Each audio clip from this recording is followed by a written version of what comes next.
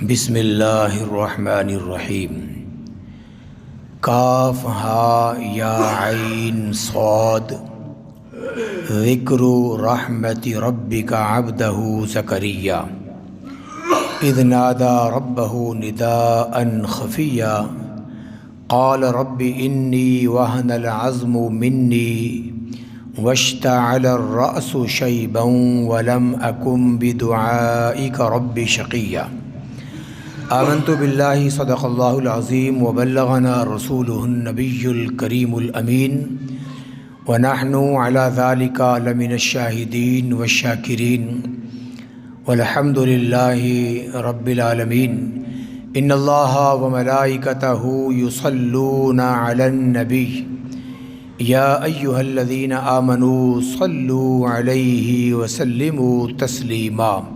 محبت کے ساتھ درود پاک پڑھ لیں۔ صلی اللہ علیہ یا رسول اللہ وسلم علیک یا حبیب اللہ۔ صلی اللہ علیک یا رسول اللہ وسلم علیک یا حبیب اللہ۔ ہزار بار بشویم دہن ز مشک و گلاب ہنوز نام تو گفتن کمال بے ادبیست۔ پڑھیے صلی اللہ علیہ یا رسول اللہ وسلم علیک یا حبیب اللہ۔ حمد و صلاۃ کے بعد بے حد احترام کے لائق حاضرین اور سامعین، سورہ مریم کا مطالعہ ہم نے شروع کیا ہوا ہے، اور اس کی میں نے غرض و غایت بھی بتائی تھی کہ ہمارے بہت سے بچے جو جماعت نہم کے اسٹوڈنٹ ہیں ان کے نصاب میں یہ چیز شامل ہے، تو اسی مقصد کے پیش نظر کہ ہمارے طلباء کا بھی بھلا ہو جائے اور ہمارے عام جو مسلمان ہیں، ہم عام جو نمازی ہیں، ان کا بھی اس سے فائدہ ہو جائے، تو ہم نے اس کا آغاز کیا۔ پچھلے جمعہ ہم نے حروف مقطعات کے حوالے سے بات ذکر کی کہ اس سورت کا آغاز حروف مقطعات سے ہو رہا ہے، اور اس حوالے سے چند معروضات پیش کی گئیں۔ بعض احباب کی جانب سے یہ مشاورت پیش کی گئی کہ پہلے سورت کا اجمالی خلاصہ بیان کر دیا جائے کہ سورہ مبارکہ میں جو مضامین بیان ہوئے ہیں ان کا ایک اجمالی خاکہ ہمارے ذہن میں آ جائے، تاکہ اس کے بعد ہم تفصیلی معاملات کی جانب بڑھ سکیں۔ تو آج ہم احباب کی فرمائش پہ اس کا اجمالی خلاصہ پہلے بیان کریں گے، اور انشاءاللہ اس کے بعد ہم تفصیل سے اس کی آیات بینات پہ بات کریں گے، اس امید پر کہ رب کائنات ہمیں قرآن پاک کا فہم نصیب فرما دے، اور رب کائنات ہمیں اس کو سمجھنے کے بعد اس پہ عمل پیرا ہونے کی توفیق عطا فرمائے۔ حضرات گرامی، سورہ کہف کے پہلے رکوع کے اندر سورہ مریم کے پہلے رکوع کے اندر حضرت سیدنا زکریا علیہ السلام اور حضرت یحییٰ علیہ السلام کا تذکرہ بطور خاص مذکور ہے۔ حضرت زکریا علیہ السلام ایک جلیل القدر پیغمبر ہیں، اور ان کا تذکرہ قرآن پاک میں کئی مقامات پہ ہمیں ملتا ہے۔ تو ان کے ہاں ایک عرصے تک اولاد نہ ہوئی، بڑھاپا آ گیا۔ جب بڑھاپا آ گیا اور بیوی بھی بانجھ ہے تو ایک دن رب کی بارگاہ میں التجا کی، بار الہ مجھے اولاد عطا فرما۔ تو اللہ پاک نے ان کی دعا کو قبول فرمایا، اور دعا قبول فرمانے کے بعد انہیں بیٹے کی بشارت دی، اور اس کا نام بھی بتایا کہ اس نام کا بیٹا ہم آپ کو دیں گے، اور یہ ایسا نام ہے کہ اس سے پہلے کسی انسان کا یہ نام نہیں رکھا گیا۔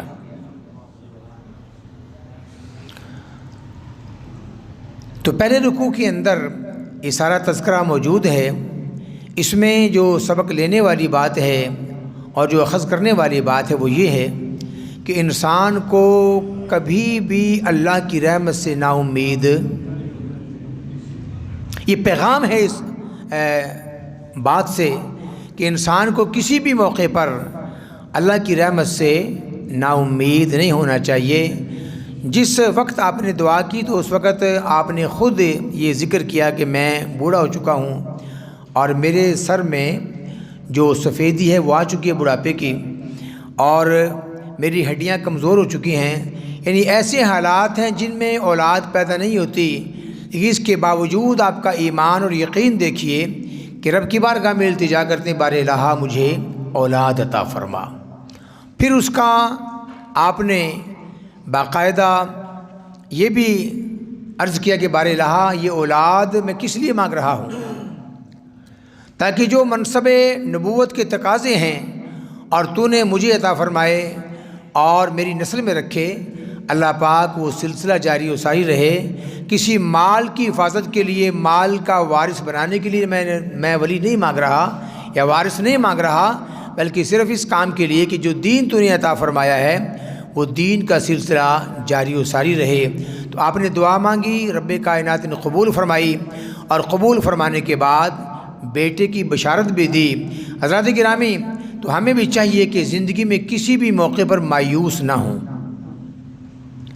اور ہمیشہ اللہ کی بارگاہ سے پر امید رہیں کہ میرا اللہ اس بات پہ قادر ہے کہ جو حضرت زکریا علیہ السلام کو بڑھاپے کے اندر اولاد دے سکتا ہے، حضرت ابراہیم علیہ السلام کو اولاد دے سکتا ہے، وہ ہمارے معاملات کو سنتا بھی ہے اور ان کا حل بھی کرنے پر قادر ہے۔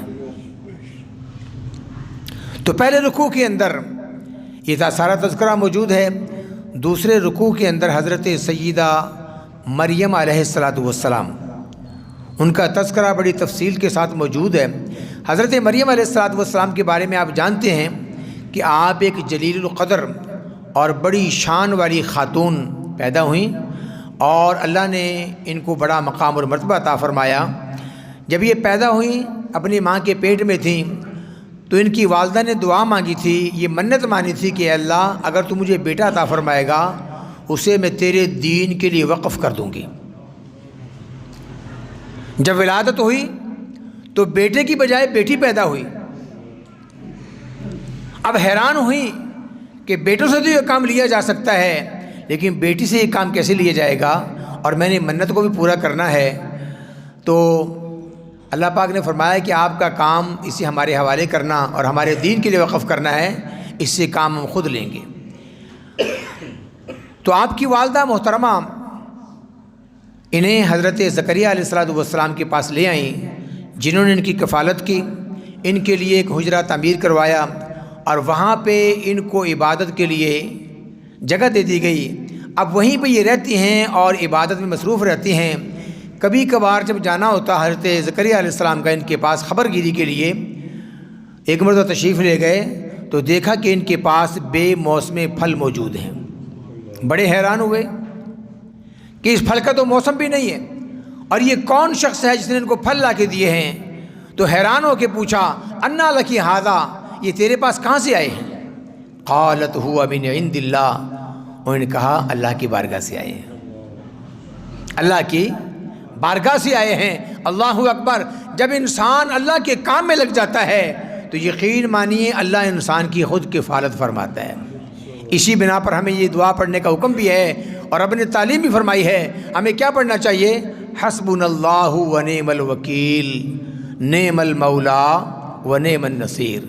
حسبنا اللہ و نعم الوکیل، نعم المولا و نعم النصیر۔ عام حالات کے اندر اس دعا کو پڑھتا رہا کریں، اللہ پاک اس کی برکت سے آپ کے جملہ کاموں کو درست فرما دے گا اور سارے معاملات کو ٹھیک فرما دے گا۔ ضرورت اس بات کی ہے کہ ہم بھی اللہ پاک کے ساتھ ایسا ہی تعلق قائم کریں جیسا اس کے نیک بندوں نے قائم کیا تھا۔ بہرحال کہنے لگے ھذا من عند اللہ، یہ اللہ پاک کی بارگاہ سے آئے ہیں۔ تو اس موقع پر حضرت زکریا علیہ السلام نے دعا مانگی، اے میرے رب، اے میرے پروردگار، اے خالق و مالک، اگر تو مریم علیہ السلام کو بے موسم پھل دینے پر قادر ہے تو مجھے اولاد دینے پر بھی قادر ہے۔ اللہ اکبر! دیکھیے یقین رب کے ساتھ کیسا ہونا چاہیے، اور جب انسان یقین کا دامن تھام کر اس کی بارگاہ میں التجا کرتا ہے تو اللہ پاک کی بارگاہ سے دعا رد نہیں ہوتی۔ در کریم سے بندے کو کیا نہیں ملتا، جو مانگنے کا طریقہ ہے اس طرح مانگو۔ حضرات گرامی، تو آپ نے دعا مانگی، نتیجتاً اللہ پاک نے بیٹے کی خوشخبری سنائی۔ تو حضرت مریم علیہ السلام جب بالغ ہوئیں تو اللہ نے فرشتہ بھیجا اور فرشتے کے ذریعے پیغام دیا کہ آپ کے ہاں بیٹا پیدا ہوگا۔ اب یہ سارا تذکرہ یہاں پہ موجود ہے، آپ کے ہاں بیٹا پیدا ہوگا۔ اب انہوں نے حیرانی کا اظہار کیا، یا اللہ میری ابھی شادی نہیں ہوئی، مجھے کسی مرد نے ہاتھ بھی نہیں لگایا، تو میرے ہاں بیٹا کیسے پیدا ہوگا؟ اللہ اکبر، اللہ اکبر! فرمایا اللہ سب کچھ کرنے پر قادر ہے، اور ہم چاہتے ہیں کہ اس چیز کو ہم لوگوں کے لیے نشانی بنا دیں۔ اللہ کے لیے یہ کرنا بہت آسان ہے۔ وَلِنَجْعَلَهُ آیَةً لِلنَّاسِ وَرَحْمَةً مِنَّا، ہم اسے لوگوں کے لیے نشانی بنانا چاہتے ہیں اور اپنی بارگاہ سے لوگوں کے لیے ایک رحمت بنانا چاہتے ہیں۔ تو اللہ پاک کے حکم سے آپ حاملہ ہوئیں، اور اس کے بعد آپ کو وضع حمل ہوا۔ یہ سارا تذکرہ موجود ہے۔ وضع حمل کے بعد حضرات گرامی آپ اس بیٹے کو لے کر، اس شہزادے کو لے کر، اس نبی کو لے کر اپنی قوم کے پاس آتی ہیں، تو قوم نے فوراً انگلی اٹھا دی، اور انگلی اٹھانا بنتا بھی تھا، چونکہ نظام یہ ہے کہ بچے کی شادی ہو، اس کے بعد اولاد پیدا ہوتی ہے۔ بغیر شادی کے کسی کے ہاں اولاد پیدا ہو جائے تو انگلی اٹھنا تو بنتا ہے نا۔ جب انگلی اٹھائی گئی تو آپ نے خاموشی اختیار کی، اور فاشارت الیہ، آپ نے بچے کی جانب اشارہ کیا کہ اس سے پوچھو یہ کہاں سے آیا ہے۔ اب قوم نے کیا کہا؟ قالوا کیف نکلم من کان فی المہد صبیا، جو بھی پنگوڑے میں ہے، پالنے میں ہے، ابھی جھولے کے اندر ہے، وہ بات کیوں کر سکتا ہے؟ اللہ اکبر! جب ان کی زبان سے نکلا، اعتراض کرنے والوں کی زبان سے، تو حضرت سیدنا عیسیٰ علیہ السلام سنبھل کے بیٹھ گئے، اور سنبھل کے بیٹھنے کے بعد ٹیک لگا کے بیٹھے، اور آپ نے زبان فصیح میں فرمایا انی عبداللہ۔ سنو میری والدہ پہ اعتراض کرنے والوں، مجھ پہ اعتراض کرنے والوں، سنو، انی عبداللہ، میں اللہ کا بندہ ہوں۔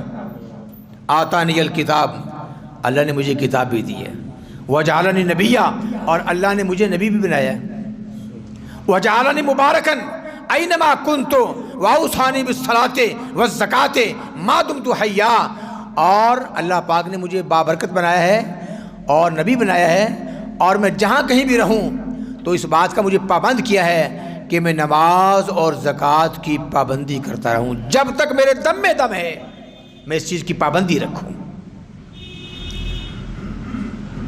وبرم بوالدتی، میری والدہ کے بارے میں بات کرتے ہو تو سنو، میری والدہ پاک ہے، کنواری مریم ہے، اور اللہ نے اپنے فضل سے، اپنے حکم سے اور اپنی قدرت سے اللہ پاک نے مجھے پیدا فرمایا ہے۔ خبردار میری ماں کے بارے میں غلط سوچ بھی نہ سوچنا، کوئی غلط خیال بھی ذہن کے اندر نہ لانا۔ وبرم بوالدتی، میری ماں پاک اور کنواری اور صاف ہے، اس نے کوئی گناہ نہیں کیا، کوئی غلطی نہیں کی۔ تو یہاں پر حضرات گرامی آپ کا سارا تذکرہ موجود ہے۔ عزیزان من، اس رکوع سے آگے چل کر اللہ پاک نے فرمایا کہ کچھ لوگوں نے اس حوالے سے غلط روش کو اختیار کر لیا، اور نعوذ باللہ انہوں نے یہ کہنا شروع کر دیا کہ حضرت عیسیٰ علیہ السلام نعوذ باللہ اللہ تعالیٰ کے بیٹے ہیں، جیسا کہ دنیائے عیسائیت کے اندر یہ چیز پیدا ہوئی، اور انہوں نے غلط روش کو اختیار کر لیا اور اللہ کا شریک بنا دیا۔ رب کائنات نے دو ٹوک الفاظ میں انہیں تہدید کی ہے، انہیں وعید کی ہے کہ خبردار اپنے اس قول سے باز آ جاؤ، تم نہیں سمجھتے تمہارا یہ قول کتنا خطرناک ہے، اللہ کو یہ شایان شان نہیں، اس کو زیب نہیں، یا اس کو یہ لائق نہیں، وہ سزاوار نہیں اس بات کا کہ اس کی کوئی اولاد ہو، کیونکہ نہ اس کی کوئی اولاد ہے نہ وہ کسی کی اولاد ہے، نہ اس کی کوئی اولاد ہے نہ وہ کسی کی اولاد ہے۔ تو یہاں پر اس سارے معاملے کی تردید فرمائی گئی اور دنیا انسانیت کو پیغام دیا گیا کہ راستہ سچا وہی ہے جو محمد الرسول اللہ بتا رہے ہیں، صراط مستقیم وہی ہے جو میرے محبوب بتا رہے ہیں۔ اگر تم دنیا اور آخرت میں کامیاب ہونا چاہتے ہو تو پھر میرے محبوب کی پیروی کرنے والے بن جاؤ، دنیا کے اندر بھی کامیاب ہو جاؤ گے اور آخرت میں بھی سرخرو ہو جاؤ گے۔ تو دوسرے رکوع کے اندر یہ سارا تذکرہ موجود ہے۔